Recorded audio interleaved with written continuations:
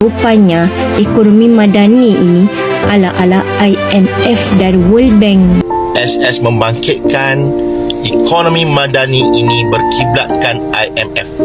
Saya cross-check dengan dokumen-dokumen, kertas dasar, policy note, advisory note, recommendation daripada IMF dan World Bank. Saya dapati terlalu banyak persamaan word by word. Ekonomi madani ni sebenarnya Yahudi ni. Saya tengok benda ni yang keluar daripada komen-komen selepas pertandingan bahas / pantun hari itulah kan.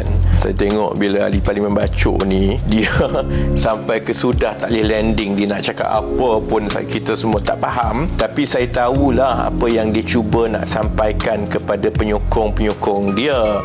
Itu yang dia duk membaca konon IMF dan sebagainya lah. Soal ekonomi ni dia bukan soal IMF ke, soal madani ke, dia bukan soal World Bank ke.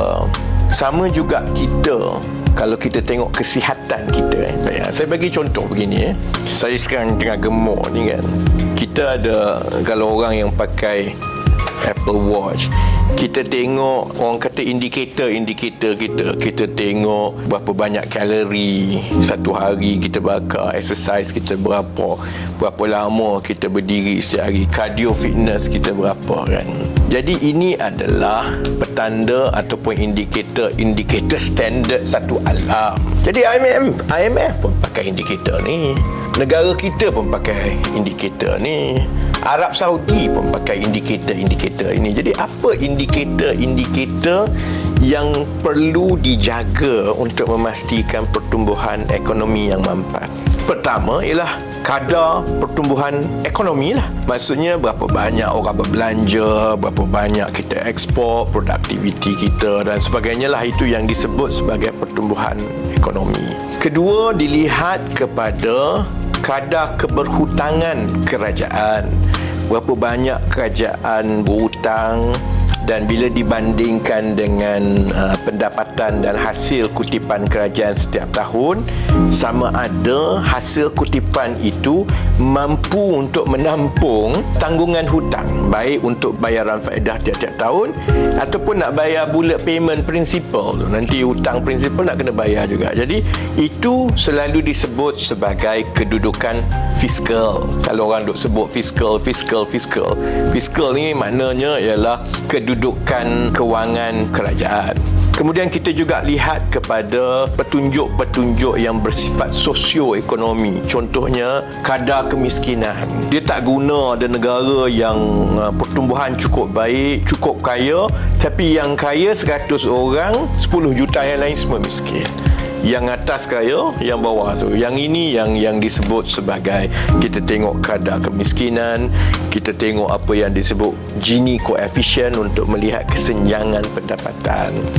Kemudian kita lihat pula soal gaji, tangga gaji. Sama jugalah, tak guna ekonomi maju hebat semua, tapi bos saja gaji besar, yang kat bawah tu gaji semua rendah. Sama macam saya sebut tadi, untuk kesihatan kita sendiri, kita ukur blood pressure kita ukur kandungan gula, kita tengok cardio fitness kita. Ekonomi pun ada begitu Untuk kesihatan kita, adakah hanya kerana Mak Saleh ataupun orang dekat New York ataupun orang kat London menetapkan bahawa untuk sihat, tekanan darah ni yang dekat atas banyak ni, yang kat bawah banyak ni. Kalau tekanan darah kita 180 tak sihat, 130 okey. Untuk orang normal, bagi umur sekian, cardio fitness kita kena angka macam ini. Itu semua angka yang standard. Samalah juga dengan ekonomi. Memang standardnya ialah indikator-indikator perlu berada dalam lingkungan tertentu untuk memastikan ekonomi kita itu sihat, pertumbuhannya mampan dan sustainable dan sebagainya. Jadi hanya kerana petunjuk-petunjuk ini diguna pakai di seluruh dunia, IMF pun pakai yang itu, World Bank pun pakai yang itu, kita pun pakai yang itu, tiba-tiba geng-geng PAS dengan PN ni kata ini semua agenda Yahudi. Baik, saya tanya apa sebenarnya prinsip asas dalam ekonomi madani? Pertama ialah untuk kita lonjakkan kandungan nilai dalam ekonomi kita supaya kita mula menjana hasil yang lebih tinggi daripada yang sebelum-sebelumnya. Untuk lonjak nilai maksudnya kita kena buat aktiviti dan industri yang bernilai tinggi, pelaburan besar-besar. Tak boleh dah nak pasang-pasang benda plastik kecil ni. Kena buat chip. Kalau buat chip tu pun tak boleh nak pasang saja. Kita kena design chip tu. Sama juga kalau saya selalu sebut tentang peralihan tenaga. Tak boleh dah nak pakai arang batu ke apa. Kita kena cuba pakai selain daripada solar, kita kena bangunkan hidrogen contohnya. Ini semua yang bernilai tinggi kerana kita tahu bila bernilai tinggi itu akan menghasilkan peluang pekerjaan yang baik dan orang akan dapat gaji yang lebih tinggi, pertumbuhan ekonomi negara pun tinggi. Kita kata macam itu, IMF pun akan cakap macam itu, Singapura pun akan cakap macam itu, Arab Saudi pun cakap macam itu, Iran pun cakap macam itu. Sebab itu bukan soal IMF ke, soal Malaysia ke, soal Madani. Itu benda yang common sense, logik, masuk akal. Untuk mengkayakan negara, kita kena ada aktiviti-aktiviti yang bernilai tinggi. Satu lagi prinsip Madani ialah supaya kita memastikan pertumbuhan ekonomi itu, hasil dan limpahannya itu dikongsi dengan seberapa ramai rakyat.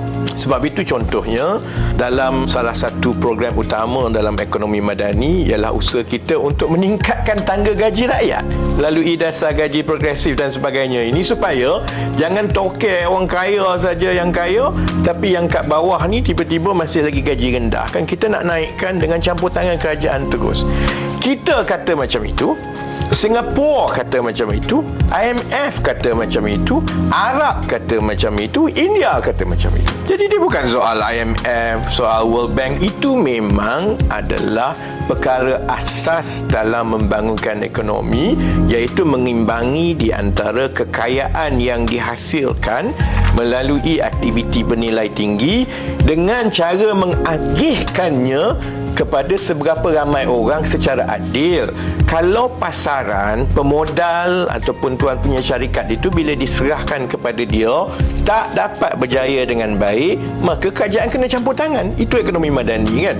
Dah kalau macam itu, di negara lain pun buat macam itu. Hanya kerana perkara itu adalah perkara yang diterima pakai di seluruh dunia dan perkara itu kena secara moralnya kukuh dari segi teori ekonominya. Sudah tentu pun IMF pun setuju, World Bank pun setuju, Bank Negara pun setuju, pakar ekonomi yang lain pun setuju. Jadi sebab itu dia bukan soal perkara ini agenda IMF, World Bank dan sebagainya. Jawapan sebenarnya ialah kerana mereka yang duk main benda ni tak faham. Dia sebenarnya tak faham pun apa sebenarnya yang dikatakan agenda IMF tu. Syahir hari tu satu benda pun dia tak terangkan apa makna IMF semua ni. Dia pun membaca. Saya pun tak pasti yang dia baca tu dia faham ke tidak pun yang dia baca tu. Tapi oleh kerana kita berada dalam masyarakat yang menggalakkan pembodohan, terutamanya dalam benda-benda yang rumit seperti teori ekonomi dan sebagainya ni, lebih mudah untuk kita ambil benda yang tak betul kemudian diulang-ulang berbanding dengan cuba baca, cuba faham apa maksudnya, apa yang dibuat. Bila perkara-perkara ini diusahakan oleh kerajaan, sepatutnya kita ambil pendekatan yang berlainan lah. Saya bagi contoh.